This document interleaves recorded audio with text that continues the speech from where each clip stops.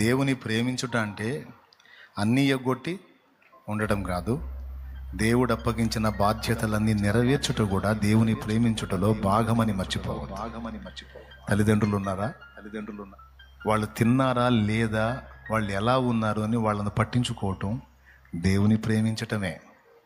దేవా, నువ్వంటే నాకెంత ప్రేమో తెలుసా, నేను నీకు 1000 రూపాయలు వేసాను ప్రభా.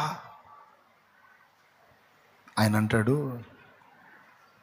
అమ్మ అన్నం తినలేదనుకుంటాను అంటాడు. వేస్ట్ ముసలోళ్ళు ప్రభా, వాళ్ళు వేస్ట్ ప్రభా. నేను అసలు నువ్వంటే నాకెంత లవ్వో లవ్వు. అరే లవ్ అని నా చెవులో పెట్టకరా పువ్వు.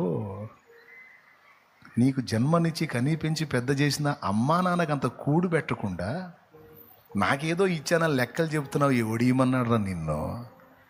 ముందు పెట్టురా, వాళ్ళకి అన్నం పెట్టురా, వాళ్ళకి బట్ట ఇవ్వరా. వాళ్ళు పాచిపోయిన వేసుకొని తింటున్నారు, బూజు పట్టిన వేసుకొని తింటున్నారు.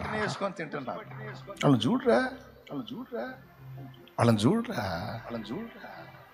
నువ్వు చూడనందుకు పోయి ఎక్కడో దేవులాడుకుంటారా వాళ్ళు. ఎక్కడ నువ్వు నన్ను ప్రేమిస్తున్నావురా? నువ్వు నన్ను ప్రేమిస్తే తల్లిదండ్రి విషయంలో నేను ఎలా స్పందిస్తానో నీకు తెలియదా? ఏం చెప్పాను రా నీకు? తల్లిదండ్రిని సన్మానించమని చెప్పాను కదా నా కుమారుడా.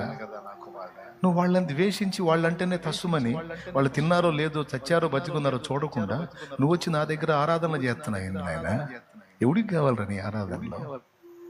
నేను చూస్తుంటే అసహ్యం పుట్టుతుందిరా నాకు. వాళ్ళకి బెట్టరా పోయి అన్నావు. అదిరా నన్ను ప్రేమించటం అంటే. నేను చెప్పిన మాట వింటావురా, నెరవేర్చటం రా ప్రేమించటం అంటే.